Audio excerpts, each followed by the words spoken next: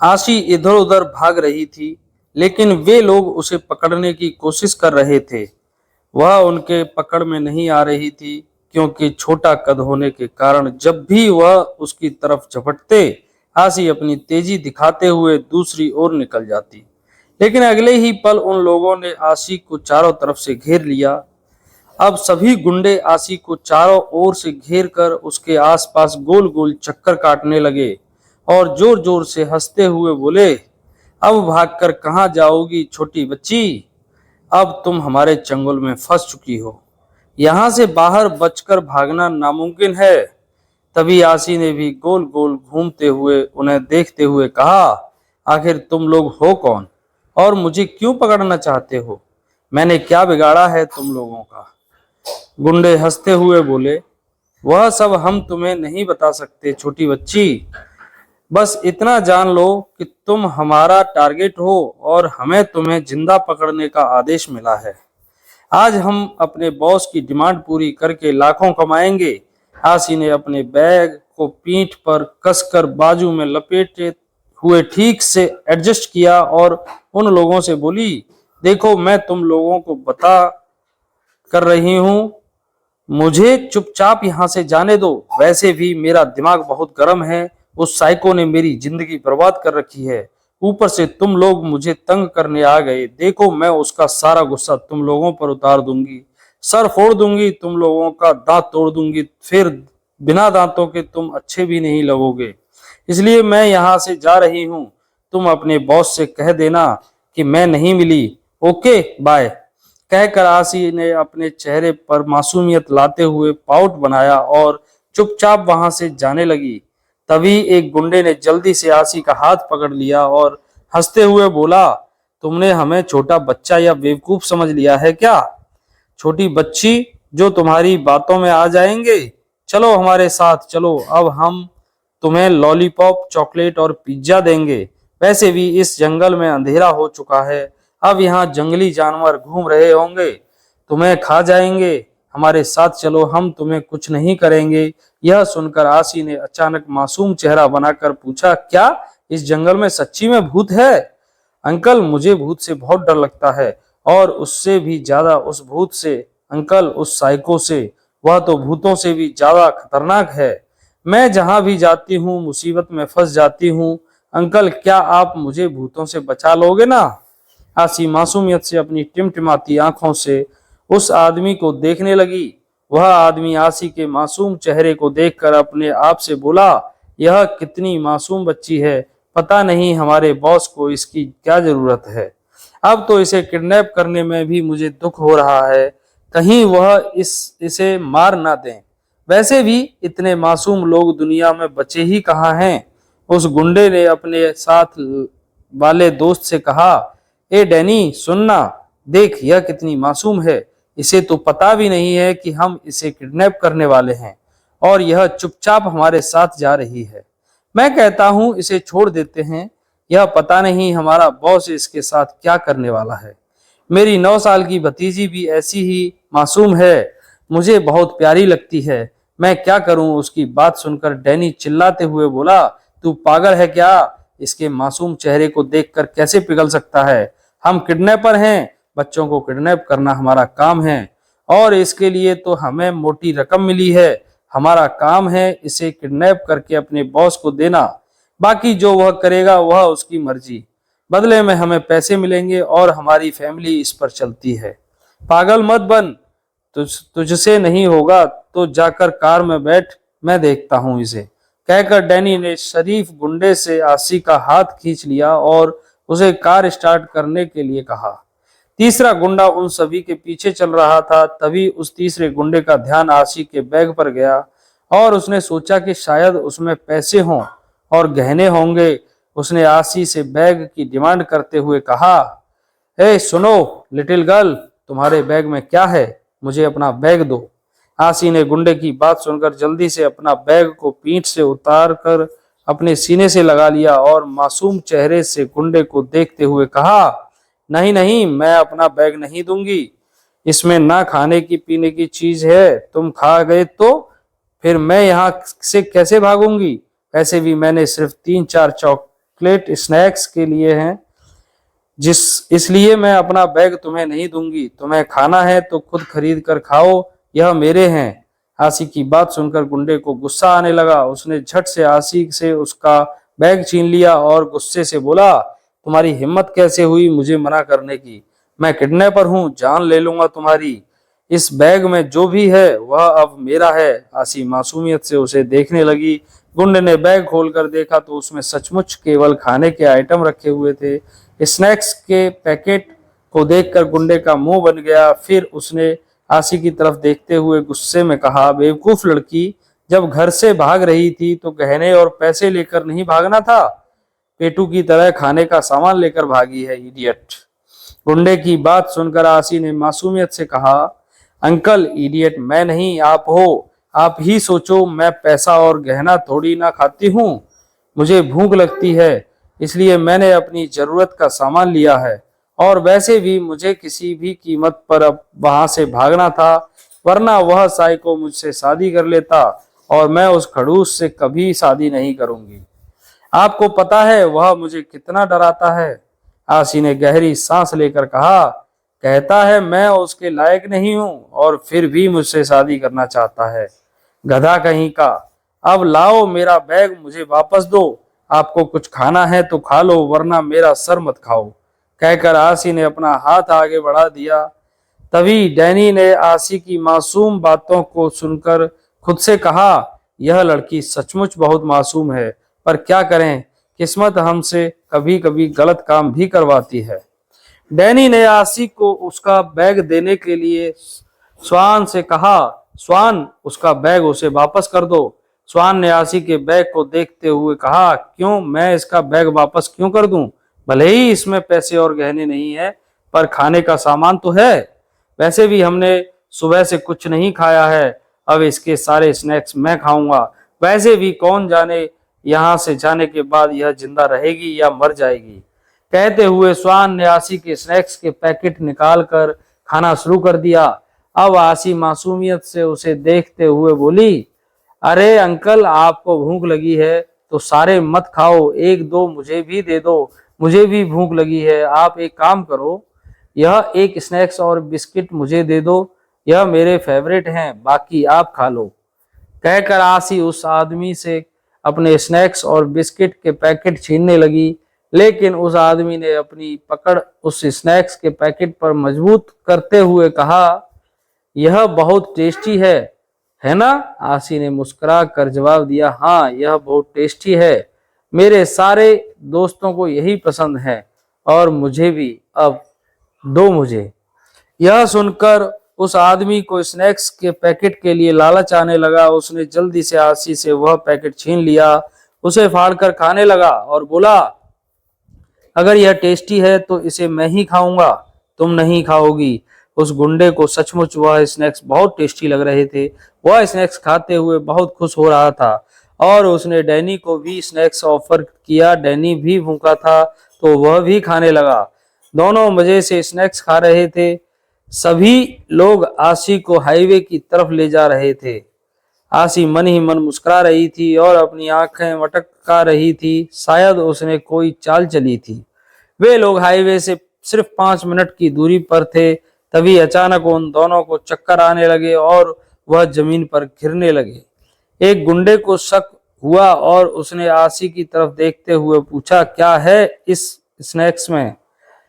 हमें चक्कर क्यों आ रहा है? डैनी धीरे धीरे नीचे गिरने लगा। तभी आसी मुस्कुराते हुए उन दोनों को देखकर बोली, छोटा बच्चा जान के हमको ना समझाना रे, डूबी डूबी डूबी डब डब। अंकल का अकल का कच्चा जानकर हमको ना समझाना रे, डूबी डूबी डब डब। अंकल, खतरे से बचने के लिए मैंने इस स्नैक्स में नशीली दवा मिला दी थी, ताकि अगर कोई जानवर मेरे पीछे पड़े तो मैं चालाकी से उसे खिला सकूं और वह बेहोश हो जाए। पर अफसोस, इसके डोज पर जानवरों का नहीं, आप लोगों का नाम लिखा हुआ था। वह क्या है ना, मेरा साइको चाहे कितना भी खड़ूस हो, पर उसने हमें जंगली जानवरों से बचने के लिए ट्रेनिंग बहुत अच्छी दी है। अब आप लोग यहाँ आराम कीजिए, भले ही भूत कितना भी खतरनाक हो, पर आप जैसे इंसानों से खतरनाक तो नहीं होगा। और मुझे हनुमान चालीसा भी आती है, और आप अपनी सोचिए, बाय, फिर कभी नहीं मिलेंगे अंकल। कहकर आसी ने अपना बैग उठाया और तभी उसकी नजर उन लोगों के मोबाइल पर पड़ी, जो कि एक बड़ा और स्क्रीन टच मोबाइल था। आसी ने कुछ सोचकर उनसे सॉरी कहते हुए उनका मोबाइल ले लिया और फिर अपना मोबाइल उन लोगों को देते हुए कहा, मैं चोरी नहीं करती, बस आपका मोबाइल उधार ले रही हूँ। मजबूरी है, वरना साइको मेरे मोबाइल को ट्रैक करके मुझ तक पहुंच जाएगा और मुझे जंगल में जीपीएस मैप की जरूरत है। ठीक है, अब मैं चलती हूँ अंकल, आप अपनी नाइट एंजॉय कीजिए इस जंगल में। कहकर आसी मुस्कुराते हुए उनका मोबाइल लेकर वहां से चली गई। आसी अपना गाना गुनगुनाते हुए जंगल की तरफ चली गई और वे लोग हाफ पैरालिसिस की हालत में आसी को जाते हुए देख रहे थे। दरअसल आसी ने जो केमिकल इस्तेमाल किया था वह किसी भी इंसान या जानवर को 1 घंटे के लिए पैरालाइज कर सकता था। अब सभी गुंडों को अपनी बेवकूफी पर गुस्सा आ रहा था। इधर दूसरी तरफ आसी जंगल में काफी अंदर तक पहुंच चुकी थी। अब रात के लगभग 10 बज चुके थे और अंधेरा देखकर उसे काफी डर लग रहा था। जंगल में शेर और भेड़ियों की आवाज आ रही थी, जिससे आसी ने भूत और जानवरों से बचने के लिए हनुमान चालीसा पढ़ना शुरू कर दिया। अब उसे डर लगने लगा था, इसलिए उसने अपने आप को सांत्वना देते हुए कहा, नहीं आसी, तू डर नहीं सकती। तू डरेगी तो कमजोर पड़ जाएगी। तुझे स्ट्रांग बनना है, तुझे हिम्मत रखनी होगी। कान्हा जी, हनुमान जी तेरे साथ हैं। भूत पिशाच निकट नहीं आवे, महावीर जब नाम सुनावे। कहते हुए आसी जंगल के और अंदर बढ़ने लगी। रात के लगभग 12 बज चुके थे और वह घंटों से लगातार चल रही थी। अब वह थकने लगी थी। अपने मोबाइल की फ्लैशलाइट से उजाला करते हुए जंगल में आगे बढ़ रही थी। तभी अचानक उसका पैर किसी चीज में फंस गया और वह गिर पड़ी। आसी को कुछ चोट और खरोंच लग गई। उसकी आंखों में नमी आ गई। उसने अपने हाथ और पैरों को देखा तो पाया कि कुछ कांटे चुभ गए थे, लेकिन अंधेरे के कारण वह उन कांटों को निकाल नहीं पा रही थी। और अचानक ही मोबाइल की फ्लैशलाइट भी बंद हो गई, क्योंकि उसमें बैटरी कम थी। जल्दबाजी में आसी एक्स्ट्रा टॉर्च भी नहीं लाई थी। अब आसी को काफी डर लग रहा था, इसलिए वह अंधेरे में एक पेड़ के नीचे सरक कर बैठ गई। वह आसमान की तरफ देख रही थी, पर अंधेरे में चांद और तारे भी नजर नहीं आ रहे थे। अब वह अपने निचले होठों को बाहर निकालकर बड़ी मासूमियत से बोली, हे कान्हा जी, प्लीज मुझे इस जंगल से सुरक्षित बाहर निकाल दो। मैं कहाँ जा रही हूँ मुझे नहीं पता, लेकिन बस आप पर भरोसा करके आपके सहारे ही जा रही हूँ। मुझे रास्ता दिखाओ। मैं साइको पर बोझ नहीं बनना चाहती। वह मुझसे प्यार नहीं करता, फिर भी मुझसे शादी कर रहा है, और मैं किसी को दुखी नहीं देख सकती। जब मैं उसकी नजरों से दूर चली जाऊंगी तो शायद वह मुझसे परेशान होकर मुझ पर गिव अप कर देगा। वैसे भी मुझ जैसी बेवकूफ लड़की के पीछे कौन अपना टाइम वेस्ट करता है। वह एक बेस्ट लड़की डिजर्व करता है, जो उसकी तरह हो। सिर्फ अपने एक वादे के लिए वह अपनी लाइफ को बर्बाद करना चाहता है, और आशी ऐसा नहीं होने देगी। वह एहसान फरामोश नहीं है। उसकी फैमिली ने मुझ पर बहुत एहसान किया है। मैं उनकी खुशियां कैसे छीन सकती हूँ। मुझे ऐसा करना पड़ा कान्हा जी। मैं जानती हूँ कि मेरे इस फैसले से बाबा और सबको बहुत दुख हुआ होगा, पर मैं क्या करूं। इसके अलावा मेरे पास और कोई रास्ता नहीं था। साइको सीधी बातें समझता ही नहीं है। आसी ने अंधेरे में चांदनी रात का थोड़ा फायदा उठाकर चारों तरफ नजर घुमाई। लाख कोशिश करने के बाद उसके ने बड़ी मुश्किल से कुछ पत्तों में आग लगा दी, क्योंकि उसके पास लाइटर था। और अब आग की रोशनी का फायदा उठाकर उसने लड़कियां इकट्ठा करके वहां पर बोन फायर जला दिया। अब आसी अपने आप को हिम्मत देने के लिए कान्हा जी को याद करते हुए भजन गाने लगी। ओ पालनहारे निपुण निर्गुण और न्यारे, तुम्हारे बिन हमरा कौनो नहीं। आसी भजन गाते हुए कान्हा जी को याद कर रही थी और अपने दिल की बातें कर रही थी। इधर दूसरी तरफ क्रिश आसी को ढूंढते ढूंढते गुस्से से पागल हो गया था। उसने जंगल के चारों तरफ और हाईवे के चारों तरफ अपने लोगों को फैला दिया था। उसका गुस्सा देखकर आसपास के सभी लोग कांप रहे थे। कृष बार बार अपने बालों को नोचते हुए अपने आप से कह रहा था, कहाँ हो तुम? अगर तुम्हें कुछ हो गया तो मैं कहते हुए कृष ने अपने शब्दों को वहीं रोक दिया। सभी को खबर मिली कि जंगल में कुछ संदेशपद लोग देखे गए हैं और उनके पास आसी का मोबाइल मिला है। यह खबर सुनकर कृष उन लोगों से सवाल जवाब करने गया। उन्हें इतना टॉर्चर किया गया कि वह जल्दी जल्दी सभी बातों को एक बक देती है कि आसी ने कैसे उन्हें नशीली स्नैक्स खिलाकर पैरालाइज कर दिया था। वे लोग तो उसे भोली भाली बच्ची समझ रहे थे, पर वह बहुत खतरनाक है और वह किसी साइको से भाग रही थी, उससे शादी नहीं करना चाहती है। यह जानने के बाद क्रिस गुस्से से आग बबूला हो गया था और वो जोर से चीखा, फायरफ्लाई, एक बार तुम मेरे हाथ आ जाओ, उसके बाद देखो मैं तुम्हारा क्या हाल करता हूँ। अब क्रिस उस गुंडे के मोबाइल को ट्रैकर पर लगा देता है, पर उसे पता चला कि फोन तो स्विच ऑफ है। इसका मतलब आसी तक पहुंचने में उसे और प्रॉब्लम होने वाली है। क्रिस बिना एक पल गवाए अपने कुछ लोगों के साथ जंगल के अंदर चला गया और बाकियों को हाईवे के आसपास फैला दिया। इस वक्त वह बहुत गुस्से में नजर आ रहा था।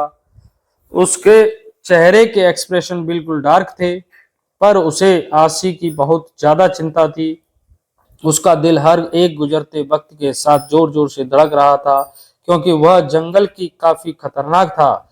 यहाँ खतरनाक जंगली जानवर, शेर और भेड़िया भी थे। क्रिस जानता था कि आशी बहुत मासूम और कमजोर है। अगर वह किसी जंगली जानवर के आगे आ गई तो शायद खुद को बचा भी नहीं पाएगी। इधर दूसरी तरफ जंगल में आग गाते हुए आशी को नींद आ गई। पता ही नहीं चला, लेकिन आशी इस बात से अनजान थी कि कुछ लोगों का ध्यान आशी के गाने से उसकी तरफ आ चुका था। आशी की जान के दुश्मन जो इस वक्त आशी को ही ढूंढ रहे थे, अंधेरे के कारण अब तक आशी तक पहुंच नहीं पाए थे, लेकिन अनजाने में ही आशी ने गाना गाकर उन लोगों को अपने पास आने का इनविटेशन दे दिया था।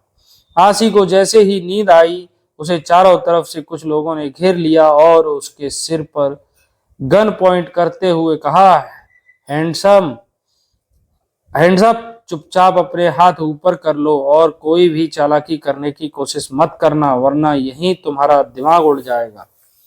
उन लोगों की बातों को सुनकर आशी ने अचानक ही डरते हुए अपनी आंखें खोल दी और अपने आसपास लगभग 10 लोगों को देखकर आशी डरते हुए बोली, आप लोग कौन हो और मुझे क्यों मारना चाहते हो? सारे के सारे पागल मेरे ही पीछे पड़े क्यों हैं? आशी की बात सुनकर वह आदमी हंसते हुए बोला, वह तो हमें पता नहीं, पर तुम्हें खत्म करने के ऑर्डर मिले हैं हमें, और अब मरने के लिए तैयार हो जाओ। कहते हुए उस इंसान ने अपनी गन एक का ट्रिगर दबाया। तभी आशी ने हाथ मारकर उसकी गन को साइड कर दिया, जिससे वह गन तुरंत ही उस आदमी के हाथों से छूट गई। वह हैरान रह गया। तभी आशी अपना बैग लेकर अंधेरे में ही इधर उधर भागने लगी। आशी को कोई रास्ता दिखा नहीं, लेकिन तभी 2 लोगों ने आशी को पकड़ लिया और जिस इंसान के हाथों से आशी ने उसकी गन गिराई थी, उस इंसान ने आगे बढ़कर आशी के चेहरे पर थप्पड़ मार दिया और गुस्से से उसके बालों को पकड़कर, बहुत तेज समझती है अपने आप को, सोचती है मेरे हाथों से बच निकलेगी, यह तेरी गलतफहमी है। अब मरने के लिए तैयार हो जा, तुझे यहाँ बचाने कोई नहीं आएगा। कहते हुए उस इंसान ने एक बार फिर आशी के ऊपर गन पॉइंट कर दी और अब आशी की आंखों में एक डर नजर आने लगा। उसने जल्दी से अपनी आंखें बंद कर ली और आंखें बंद करते ही ना जाने क्यों उसकी आंखों के सामने सिर्फ क्रिश का चेहरा नजर आने लगा। क्रिश को याद करते हुए आशी की आंखों में आंसू आने लगे और फिर उसने रोते हुए अपने आप से दिल में कहा, कहाँ हो तुम साइको? मुझे तुम्हारी जरूरत है। तुमने कहा था तुम हमेशा मेरा ख्याल रखोगे। लेकिन आज यह आदमी मुझे मार देगा शायद। अब मैं तुम्हें कभी नहीं देख पाऊंगी। और तभी आसी जोर से चीखी, साइको। आसी ने अपनी पूरी जान लगाकर यह शब्द कहा जो उस पूरे जंगल में एक दहाड़ की तरह गूंज गई। आसी की आवाज इतनी जोर से थी कि गुंडे ने अब भी उसे तुरंत छोड़कर अपने कानों पर हाथ रख लिया। कुछ पल के लिए तो उन सभी गुंडों के कानों में एक सन की आवाज गूंज गई। वह अपने कानों पर हाथ रखकर आंखों को बंद करके खुद को रिलैक्स करने की कोशिश करने लगे। और कुछ देर बाद उन्होंने आसी को घूर कर देखा और गुस्से से दांत पीसते हुए कहा, बेवकूफ लड़की, कितनी जोर से चिल्लाती है। तुझे क्या लगता है तेरे चिल्लाने से तेरा साइको आ जाएगा? जब तक वह आएगा तब तक तू इस दुनिया को छोड़कर जा चुकी होगी। कहकर उस इंसान ने अपनी गन को लोड किया और आसी के सिर पर जैसे ही रखा, अगले ही पल किसी ने उसका हाथ पकड़कर मोड़ दिया और एक किक उसके पेट पर मारा, जिससे वह आदमी कुछ फीट की दूरी पर जाकर गिर गया। उस आदमी के दोस्त और साथी हैरानी से सामने की तरफ देखने लगे। वह आदमी भी पूरी तरह हैरान था। उसे किसने मारा? उसने जब अपनी नजर उठाकर सामने देखा तो सामने खड़े शख्स को देखकर उसके चेहरे पर पसीना आने लगा। क्रिस अपने चेहरे पर ड्रैगन किंग मास्क पहनकर अपनी जलती हुई नीली आंखों से उस इंसान को देख रहा था। फिर क्रिस अपने दांत पीसते हुए बोला, बहुत बड़ी गलती कर दी तूने। मुझे लगता है कि किंग के होते हुए उसकी क्वीन को कोई हाथ भी लगा सकता है। तेरी हिम्मत कैसे हुई मेरी फायरफ्लाई को टच करने की? कहते हुए कृष्ण ने अचानक ही उन लोगों की तरफ नजर उठाकर देखा जिन्होंने इस वक्त आसी को पकड़ रखा था। आसी क्रिश को देखकर बहुत खुश थी। क्रिस तुरंत ही अपनी मूव फास्ट करते हुए उन लोगों को एक एक किक और आसी को झटके से खींचकर अपने सीने से लगा लिया और बिना आसी की तरफ देखे अपनी कठोर आवाज में पूछा, क्या तुम ठीक हो माय लव? क्रिश की बात सुनकर आसी ने अपने निचले होठों को बाहर निकालकर बड़ी ही मासूमियत से कहा, हूं, लेकिन उस गुंडे ने मुझे जोर से थप्पड़ मारा, यह देखो। और आसी की बात को सुनकर क्रिश ने अपनी कठोर नजर से उसके चेहरे की तरफ देखा। आसी के चेहरे पर थप्पड़ का निशान देखते ही क्रिश की आंखें कठोर हो गईं और उसने आसी के चेहरे को छूकर उसे एक साइड खड़ा कर दिया और बोला, तेरी हिम्मत कैसे हुई मेरी क्वीन के थप्पड़ मारने की? और अब क्रिश का ऑरा भी ज्यादा खतरनाक और ठंडा हो गया था। वह दिखने भर से ही साक्षात मौत का देवता लग रहा था। सामने खड़े 10 के 10 लोग क्रिश को देखकर कांप रहे थे। अब क्रिश ने बिना एक पल गंवाए उन गुंडों की तरफ अपने कदम बढ़ा दिए। सभी अपने आप को बचाने के लिए क्रिस से फाइटिंग करने के लिए तैयार हो गए, लेकिन क्रिस हर एक सेकंड में उन लोगों को धूल चटा रहा था। आशी क्रिस की फाइटिंग देखकर हैरान थी। वह उन लोगों को इतनी आसानी से मार रहा था जैसे कोई टेडी बियर को मारता है। अब आशी अपने दर्द को भूलकर उछल उछल कर ताली बजा रही थी और मारो साइको और मारो। आशी की बात को सुनकर कृष्ण ने एक नजर उसे घूर कर देखा, क्योंकि उसे आशी पर गुस्सा भी आ रहा था, लेकिन आशी कृष्ण की नजरों को देखकर धीरे से शांत हो गई और अचानक चेहरा नीचे कर लिया। वह अपने नाखून चबाते हुए बोली, बाप रे साइको, मुझे ऐसे क्यों देख रहा है? क्या यह मुझे मारेगा? वह गुंडे तो इतने हट्टे कट्टे हैं और यह इतनी आराम से उन्हें मार रहा है। अगर मुझे मारेगा तो मैं तो एक ही बार में कान्हा जी के पास पहुंच जाऊंगी।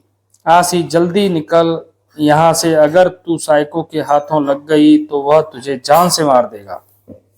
कहकर आशी जल्दी जल्दी अपने उल्टे पैर लेकर वहां से निकलने को हुई। तभी क्रिस उसे उन गुंडों से फाइटिंग करते हुए अपनी कठोर आवाज में बोला, कोशिश भी मत करना फायरफ्लाई, इन लोगों से पहले तुम्हारी जान ले लूंगा। जहां हो वहीं खड़ी हो रहो, तुम्हारा हिसाब अभी बाकी है। और क्रिश की बातों को सुनकर आशी की सांस वहीं अटक गई। अब उसमें हिम्मत नहीं थी एकदम भी आगे बढ़ाने की वह अपनी ही जगह पर जम गई और अब वह हाथ जोड़कर कान्हा जी से रिक्वेस्ट कर रही थी कि कृष्ण के गुस्से से वह बच जाए। कृष्ण एक बार फिर सभी गुंडों से फाइटिंग करने लगा, लेकिन तभी उसे एहसास हुआ कि बहुत सारे लोग उन्हीं की तरफ आ रहे हैं। तभी वह गुंडा जोर जोर से हंसते हुए बोला, ड्रैगन किंग, तुम्हें क्या लगता है तुम मुझे मारकर इस लड़की को यहाँ से ले जा सकते हो? नहीं, यह मुमकिन नहीं है। देखो मेरे लोग आ रहे हैं। अब यह लड़की जिंदा नहीं बचेगी, चाहे कुछ भी कर लो। और अगर अब उस गुंडे की बात सुनकर कृष्ण ने अपने चेहरे पर डेविल स्माइल लिए कहा, साइको के होते हुए उसकी फायरफ्लाई को कोई छू नहीं सकता। कृष्ण ने अपने हाथों में अपनी पहनी हुई वॉच में एक बटन प्रेस किया और उस वॉच को उस गुंडे के हाथों में पहना दिया। फिर उसके ही बैलेंस से उसके हाथों और पैरों को पीछे करके बांध दिया। वह गुंडा कुछ समझ नहीं पाया। उसके बाकी साथी भी वहीं पास में पड़े हुए करा रहे थे, क्योंकि कृष्ण ने उनकी हड्डियां तोड़ दी थी। एक दो तो मर भी गए थे।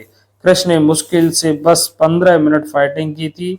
वह गुंडा हैरान नजरों से कृष्ण को देखते हुए बोला, क्या कर रहे हो तुम ड्रैगन किंग? प्लीज प्लीज हमें कुछ मत करो, मैं सब बता दूंगा।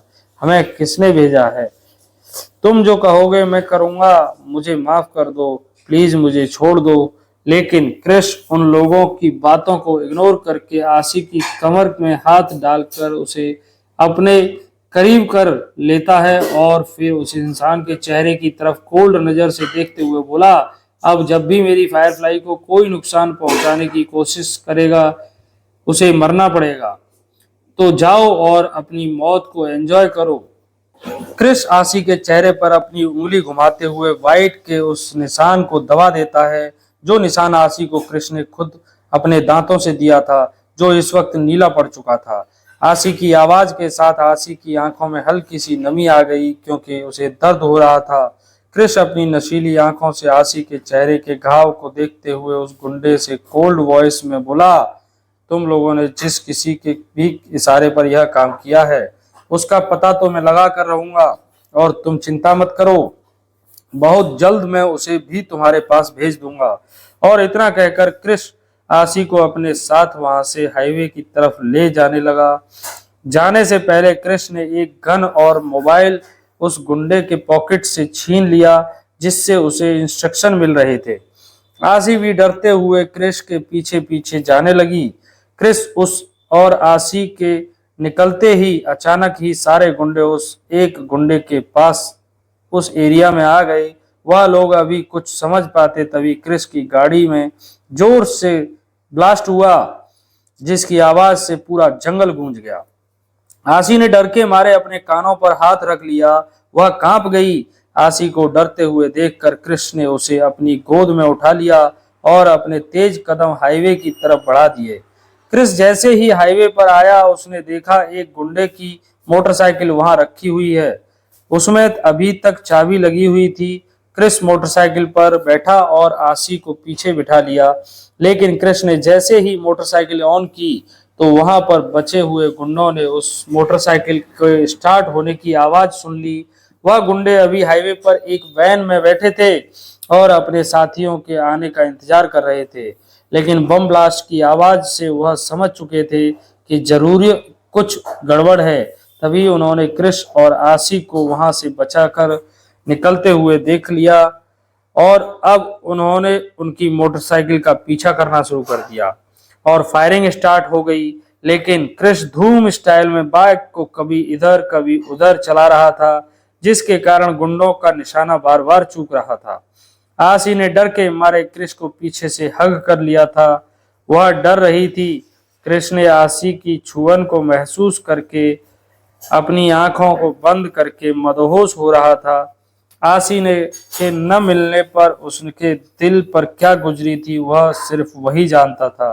कहीं आशी को गोली ना लग जाए, इस डर से क्रिस ने चलती हुई मोटरसाइकिल से आशी को कहा, फायरफ्लाई अपनी सीट छोड़ो और मेरे आगे आ जाओ। यह सुनकर आशी ने डरते हुए कहा, लेकिन तुम मोटरसाइकिल बहुत फास्ट चला रहे हो, मुझे डर लग रहा है। मैं गिर जाऊंगी, फिर मुझे चोट लग जाएगी। आसी की बात सुनकर कृष्ण ने कोल्ड वॉइस में जवाब दिया, तुम्हें कुछ नहीं होगा फायरफ्लाई, क्या तुम्हें मुझ पर भरोसा नहीं है? कृष्ण की बातों को सुनकर आसी ने जल्दी से हाँ में सिर हिलाते हुए कहा, यस, मुझे तुम पर बहुत भरोसा है साइको। तो कृष्ण बोला, तो फिर आ जाओ जल्दी से। और अब आसी धीरे से कृष्ण को पकड़कर अपनी जगह से खड़ी हुई और वह धीरे धीरे आगे आने की कोशिश करने लगी। कृष्ण ने अगले ही पल आसी की कमर में हाथ डालकर उसे चलती हुई हाई स्पीड बाइक पर अपने आगे बिठा लिया। अब आसी कृष्ण के सीने से लगी हुई थी। दोनों के चेस्ट एक दूसरे के सामने थे और आसी ने कृष्ण को कमर से हग कर लिया था। दोनों के चेहरे एक दूसरे के बहुत करीब थे। यह सीन देखने में बहुत ही फिल्मी और रोमांटिक था। आसी के दोनों हाथ पैर कृष्ण की कमर में लिपटे हुए थे और अब कृष्ण ड्राइविंग करते हुए गन को पीछे की तरफ करते हुए बार बार फायरिंग कर रहा था। आसी ने डर के मारे अपनी आंखें बंद करके फिर उसके सीने में अपना चेहरा छुपा लिया और उसे दूर से हग कर लिया। अब कृष्ण को महसूस हुआ कि उसके गन में लास्ट एक बुलेट बची है।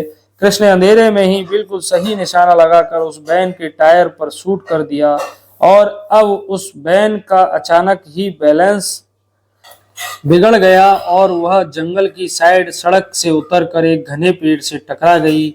उसमें बैठे हुए सभी गुंडों का एक्सीडेंट हो गया। कृष्ण ने अपने गले में पहना हुआ लॉकेट में एक बटन प्रेस किया और यहाँ की लाइव लोकेशन राका के पास पहुंच गई। लेकिन कृष्ण ने अभी भी अपनी ड्राइविंग चालू रखी। तभी कृष्ण का ध्यान आसी की तरफ गया जो उसके सीने में लिपट कर रो रही थी।